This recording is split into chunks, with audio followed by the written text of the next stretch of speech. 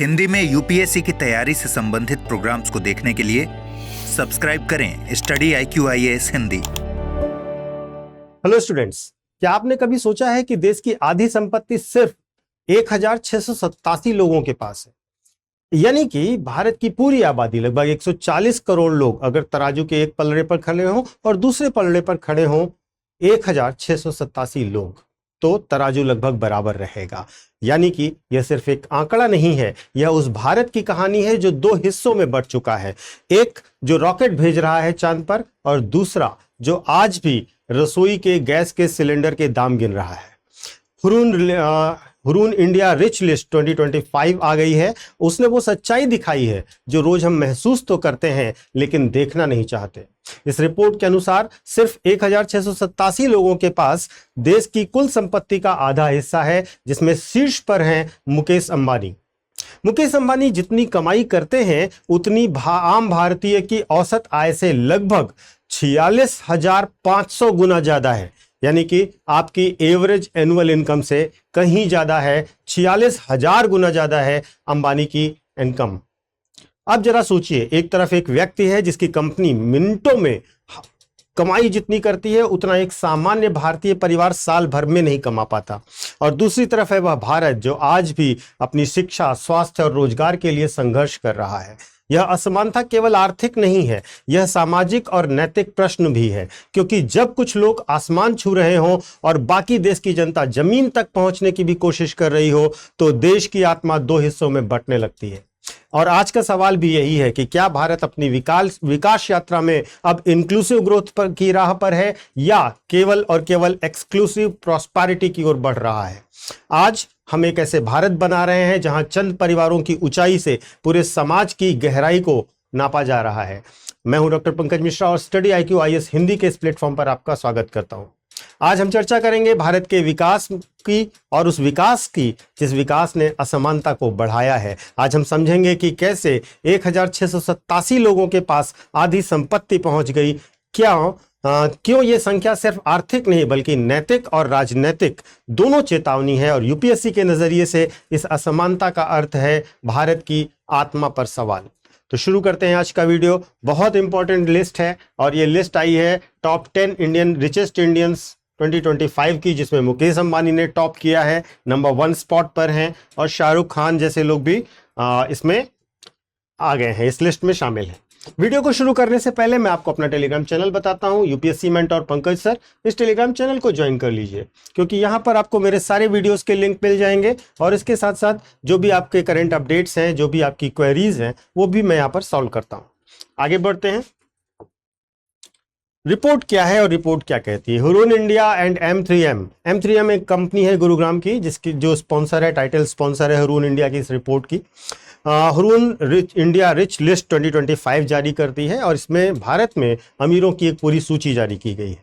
अब तक कुल 1687 ऐसे व्यक्ति हैं जिनकी संपत्ति भारत में 1000 करोड़ रुपए से ज्यादा की है। इसमें शीर्ष पर हैं मुकेश अंबानी, उसके बाद गौतम अडानी जो अडानी ग्रुप के मालिक हैं, साइरस पूनावाला जो सीरम इंस्टीट्यूट के मालिक हैं, रोशनी नाडर पहली महिला हैं टॉप लिस्ट में, टॉप महिलाओं की सूची में टॉप करती हैं, HCL टेक्नोलॉजीज की मालकिन है, और राधा वेम्बू जो जोहो कॉर्पोरेशन आजकल बहुत न्यूज में है उसकी मालकिन है। ये तो एक बेसिक सा रिपोर्ट का जिस्ट हुआ। महत्वपूर्ण क्या है? महत्वपूर्ण है आर्थिक असमानता की गहराई। देखिए, ये 1500 के आसपास के लोग जो हैं वो देश का आधा धन रखते हैं। दूसरी तरफ देश के करोड़ों लोग हैं जो रोजाना 300 रुपए से भी कम कमाते हैं। विश्व असमानता रिपोर्ट यानी कि वर्ल्ड इनइक्वालिटी रिपोर्ट के अनुसार भारत एशिया के सबसे असमान देशों में गिना जाता है। 1980 के दशक की अगर हम बात करें तो 1980 के दशक में सबसे अमीर 10% के पास देश की कुल आय का लगभग 35% हिस्सा था। आज उनके पास 65% से ज्यादा हिस्सा है टॉप 10 इंडस्ट्रीज के पास। वहीं सबसे गरीब की हिस्सेदारी जो 50% की हिस्सेदारी थी, वह गिर करके अब 13% रह गई है। यानी कि आर्थिक विकास तो बहुत हुआ है भारत में, लेकिन उसका फायदा केवल एक सीमित वर्ग, एक सीमित ग्रुप तक ही इसका फायदा पहुंचा है। अगर हम केस स्टडी के तौर पर अंबानी और भारतीयों की बात करें, भारतीय और अंबानी की कंपैरिजन करें तो रिपोर्ट के मुताबिक अगर हम देखें तो अंबानी की वार्षिक आय प्रति व्यक्ति भारत की राष्ट्रीय आय से 46,500 गुना ज्यादा है। भारत की औसत प्रति व्यक्ति आय लगभग 2 लाख रुपए प्रति वर्ष है, जबकि अंबानी की संपत्ति में प्रतिदिन करोड़ों का इजाफा होता है। ये आंकड़े सिर्फ एक व्यक्ति के नहीं हैं, मैं किसी व्यक्ति को टारगेट भी नहीं कर रहा, बल्कि यह वेल्थ कंसंट्रेशन का मामला है। यह संपत्ति के एक जगह पर कंसंट्रेट करने का मामला है, जहां संपत्ति एक छोटे समूह या परिवार के पास संकेंद्रित हो जाती है। मुकेश अंबानी बनाम आम भारतीय, जब हम ये बात करते हैं तो वास्तव में हम दो व्यक्तियों की तुलना नहीं कर रहे होते, हम दो भारतों की तुलना कर रहे होते हैं। एक में चमक है, दूसरे में संघर्ष है। एक में धन का अंतर ही केवल अगर हम देखें तो केवल धन का अंतर नहीं है, बल्कि यह अवसर का, संसाधन का और प्रभाव का भी अंतर है। जहां आम भारतीय सर्वाइवल इकोनॉमी में अपनी लाइफ बिता दे रहा है, वहीं अंबानी अडानी जैसे लोग कंट्रोल इकोनॉमी के तौर पर काम कर रहे हैं। वो पूरी इकोनॉमी को कंट्रोल कर रहे हैं। एक व्यक्ति पेट्रोल की कीमत सोच रहा है, दूसरा एनर्जी मार्केट का रेट तय कर रहा है। तो एक ईएमआई भर के परेशान है और दूसरा अकेले अपने दम पर देश की ब्याज दरें प्रभावित करने की क्षमता रखता है।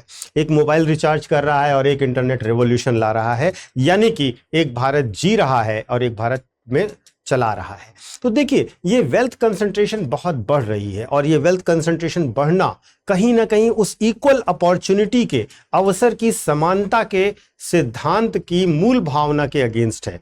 आर्थिक शक्ति से निश्चित तौर पर व्यक्ति राजनीतिक प्रभाव पैदा करता है और राजनीतिक प्रभाव से नीतिगत दिशा और दशा तय होती है और धीरे धीरे नीति से ज्यादा निवेश की दिशा वो तय करने लगता है। और इसका क्लासिकल केस आपने अमेरिका में शुरुआती दौर में ट्रंप के देखा होगा, जब डोनाल्ड ट्रंप और एलन मस्क की दोस्ती बहुत ही पीक पर थी। पॉलिसीज कैसे प्रभावित होती हैं और पॉलिसीज कैसे इंडस्ट्रियलिस्ट के हित में काम करने लगती हैं।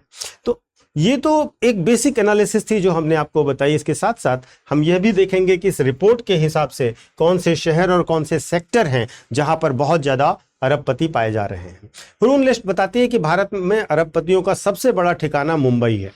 मुंबई के बाद, मुंबई में लगभग 350 अरबपति रहते हैं। इसके बाद नई दिल्ली, बेंगलुरु और हैदराबाद में रहते हैं। सेक्टर वाइज अगर हम बात करें तो फार्मा, आईटी और इंफ्रास्ट्रक्चर सेक्टर में सर्वाधिक अरबपति पाए जाते हैं। नए चेहरों की अगर हम बात करें, उसमें अरविंद श्रीनिवास हैं जो परप्लेक्सिटी एआई इंडिया के हैं, जो 30 वर्ष से भी कम उम्र में अरबपति बने हैं। महिलाओं में सबसे आगे है रोशनी नाडर और राधा वेम्बू। तो ये तो एक बेसिक डेटा हो गया, जो डेटा इस रिपोर्ट से है, जो आपके लिए फैक्ट वाइज जरूरी है। अब इसका सामाजिक असर भी देख लें कि असमानता क्यों चिंता का विषय है। देखिए, असमानता जो है वो बहुत ही ज्यादा परेशानी खड़े करने वाली बात है। देखिए, अमीर होना बुरा नहीं है, बुरा तब है जब समाज का एक बड़ा हिस्सा अपनी बुनियादी जरूरतें पूरी करने के लिए जूझ रहा हो और कुछ लोग जीडीपी के एक बड़े हिस्से पर कब्जा करके बैठे हों। यह असमानता सामाजिक संतुलन को खराब करती है, समाज में असंतुलन क्रिएट करती है। असमानता वास्तव में 3 स्तरों पर असर डालती है। सबसे पहला, आर्थिक स्तर पर लोगों की उपभोग क्षमता घट जाती है और मांग कम होती है। सामाजिक स्तर पर अगर हम देखें तो वर्गीय असंतोष बढ़ता है, बेरोजगारी की भावना बढ़ती है और लोग बेरोजगार रहते हैं। राजनीतिक स्तर पर देखें तो नीति निर्माण कुछ गिने चुने लोगों के प्रभाव में आ जाता है और सभी नीतियां उनके हितों को परिपूर्ण करने वाली बन जाती हैं।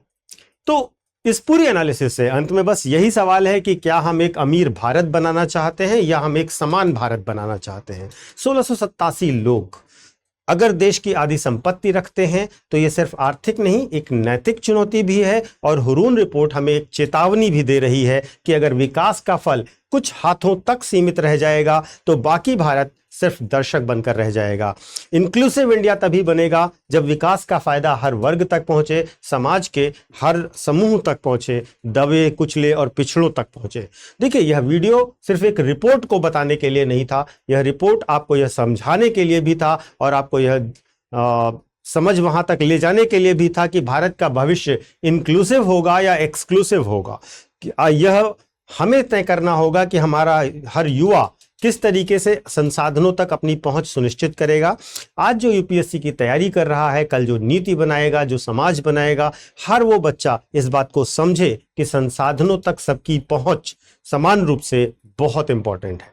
आपको अगर लगता है कि ये बातें जरूरी हैं तो इस वीडियो को सिर्फ देखिए मत, किसके बारे में सोचिए भी, इसे साझा भी करिए और इस पर चर्चा भी करिए। अपने विचार कमेंट करके अवश्य बताइएगा, मुझे इंतजार रहेगा आपके कमेंट्स का। इसके बाद एक छोटा सा अनाउंसमेंट है उन बच्चों के लिए जो बच्चे 2026 के लिए यूपीएससी की प्रिपरेशन करना चाहते हैं लेकिन अभी तक उन्होंने कोई बैच ज्वाइन नहीं किया है। देखिए, हमारे यहाँ फास्ट ट्रैक बैच लॉन्च हो चुका है, अक्टूबर का हिंदी बैच, जिसमें आप 11 अक्टूबर तक एडमिशन ले सकते हैं। और इस फास्ट ट्रैक बैच में चाहे आप हिंदी मीडियम में लें, इंग्लिश मीडियम में लें या इंग्लिश में लें, आपका फीस 7,999 रुपीज रहेगा। इस बैच में आपको पूरी प्रिपरेशन कराई जाएगी, प्री, मेंस और इंटरव्यू तीनों सेगमेंट को कवर कराया जाएगा। फास्ट ट्रैक बैच है, आपके पूरे सिलेबस का ध्यान रखा जाएगा। प्री की टेस्ट सीरीज और मेंस की टेस्ट सीरीज भी इसके साथ इंक्लूडेड होगी, आपको मेंटोरशिप भी दी जाएगी। बस आपको यह ध्यान रखना है कि आपको 11 अक्टूबर से पहले एडमिशन लेना है और एक कोड इस्तेमाल करना होगा जब आप कोर्स बाय करने जाएंगे, और वो कोड है पीके लाइव। इस कोड का इस्तेमाल करते ही आपको यह फीस लागू हो जाएगी, अदरवाइज फीस ज्यादा दिखाएगा। और पीके लाइव कोड आप ध्यान रखिएगा हमेशा जब भी आप स्टडी IQ IAS से कोई भी कोर्स लें, चाहे वो जुडिशरी का क्यों ना हो, चाहे वो स्टेट पीसीएस का क्यों ना हो, चाहे वो ऑप्शनल का हो या फिर जीएस का, चाहे यही कोर्स हो, आप किसी भी कोर्स को जब ज्वाइन करते हैं इस कोड का इस्तेमाल करने से आपको मैक्सिमम डिस्काउंट मिलेगा। Thank you so much. Hindi में यूपीएससी की तैयारी से संबंधित प्रोग्राम्स को देखने के लिए सब्सक्राइब करें स्टडी IQ IAS हिंदी।